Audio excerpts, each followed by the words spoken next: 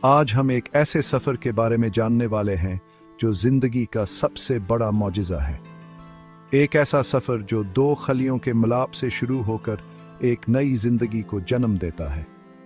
तो तैयार हो जाएं इस दिलचस्प सफर के लिए जहां साइंस और फितरत मिलकर जिंदगी का एक नया बाब रकम करते हैं। जिनसी मिलाप के दौरान मर्द के अज़ू तनासिल से मनी खारज होती है जिसमें लाखों स्पर्म होते हैं। ये स्पर्म जो कि मर्द के तौलीदी खलिए हैं औरत के जिस्म में दाखिल होते हैं और एक हैरतअंगीज़ सफ़र का आगाज़ करते हैं। ये स्पर्म औरत के तौलीदी निज़ाम में दाखिल होते हैं और एक तवीलावर दुश्वार गुजार सफ़र शुरू करते हैं।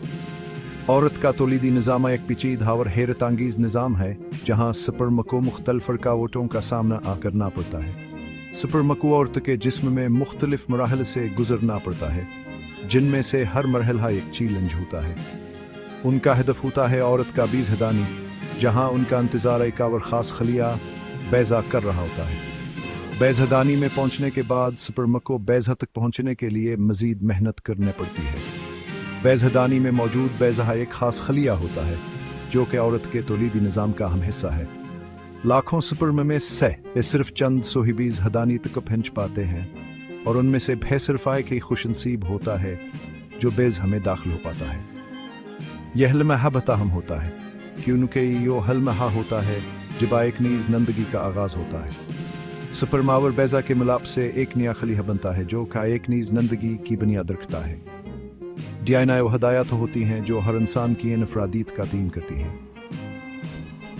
डीएनए में मौजूद जीनियाती कोडा इंसान की खसूसियात और सिफात का तयीन करता है। यह जीनियाती कोड वालिदैन से बच्चे को मुंतकिल होता है जो कि नस्ल दर नस्ल चलता है। स्पर्म और बैज़ा के मिलाप से एक नया डीएनए तैयार होता है जो कि एक मुनफरद इंसान की तश्कील का पहला कदम है। यह नया डीएनए एक नए इंसान की तमाम खसूसियात और सिफात का तयीन करता है। इस तरह जिनसी मिलाप के जरिए एक नई जिंदगी का आगाज होता है जो कि कुदरत का एक हैरतअंगीज़ अमल है। स्पर्म और बैज़ के मिलाप से बनने वाले इस नए खलिए को ज़ायगोट कहते हैं। इसमें 46 क्रोमोसोम होते हैं जो कि डीएनए के पैक्ट होते हैं। ज़ायगोट आप तेजी से तकसीम होना शुरू कर देता है 2 से 4 और यह सिलसिला चलता रहता है। तकसीम के इस अमल को माइटोसिस कहते हैं।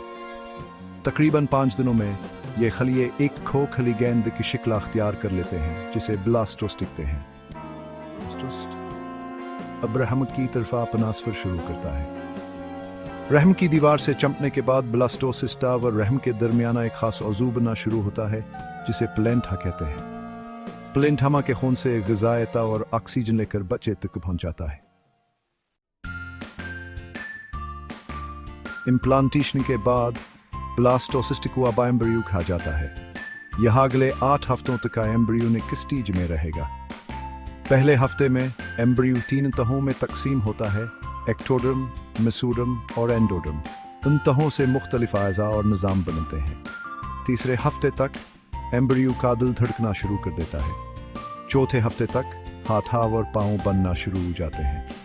8वें हफ्ते तक एम्ब्रियो कैलम्बाई तकरीबन एकांचू जाती है और उसके तमाम अहम अज़ा बन चुके होते हैं। अबा से जनीन का जाता है। 9वें हफ्ते से लेकर पैदाइश तक के अरसे को फीटल पीरियड कहते हैं। इस दौरान जनीन की शुवनमा तेजी से होती है और उसके जिस्म के मुख्तलिफ हिस्से और अज़ा मुकम्मल तौर पर तैयार होने लगते हैं। यह मरहल बच्चे की ज़िंदगी के लिए बहुत अहम होता है क्योंकि इस दौरान उसकी जिस्मानी और जहनी सेहत की बुनियाद रखी जाती है। इस दौरान जनीन का वज़न और साइज़ तेज़ी से बढ़ता है और उसके तमाम अज़ा मुकम्मल तौर पर तैयार होते हैं। दिल, दिमाग, फेफड़े, जगर और गुर्दे जैसे अहम अज़ा अपनी जगह पर आ जाते हैं और इनकी फ़ालियत शुरू हो जाती है। इसके अलावा बच्चे की हड्डियाँ भी मज़बूत होने लगती हैं और उसके जिस्म में खून की गर्दिश बेहतर होती है। तीसरी माह के आखिर तक जनीन की जिन्स का तयन किया जा सकता है। इस वक्त तक बच्चे के जिनसी अज़ा भी वाज़ह हो जाते हैं और अल्ट्रासाउंड के ज़रिए इसकी जिन्स मालूम की जा सकती है।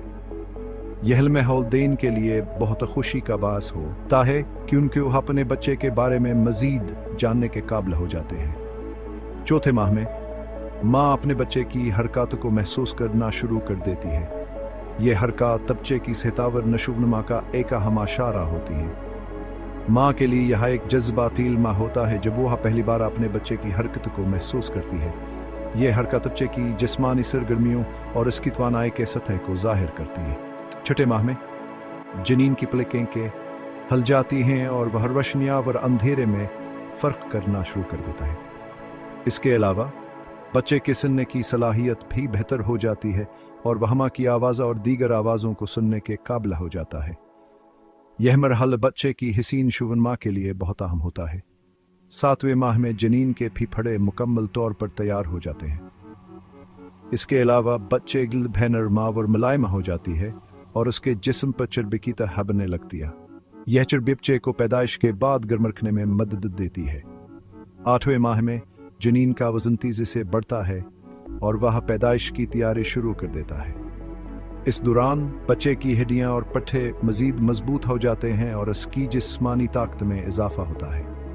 बच्चे के शुवनमा के इस मरहले में माँ को अपनी सेहत का खास ख्याल रखना चाहिए ताकि बच्चे की सेहत पर कोई मनफी असर न पड़े। 9वें माह में जनीन सर नीचे की तरफ मुड़ जाता है, पैदाइशी नहर में दाखिल होने के लिए तैयार हो जाता है।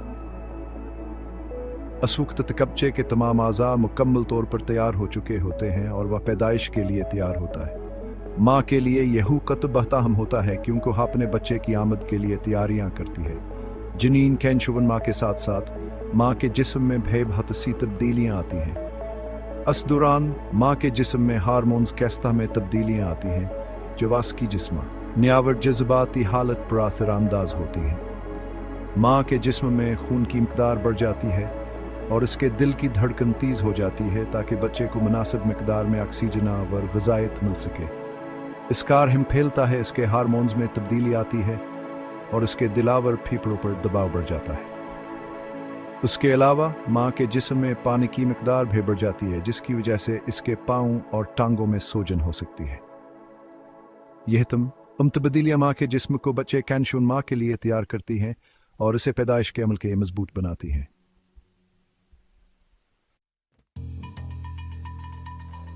जब हमल की मुद्दत पूरी हो जाती है तो माँ के जिस्म में पैदाइश का अमल शुरू होता है।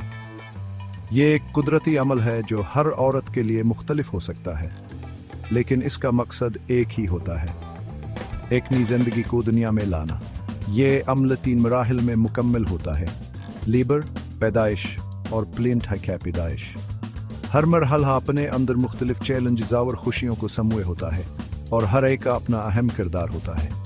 लेबर का मरहला सौकत शुरू होता है जब रहम के अज़लात सकड़ने लगते हैं।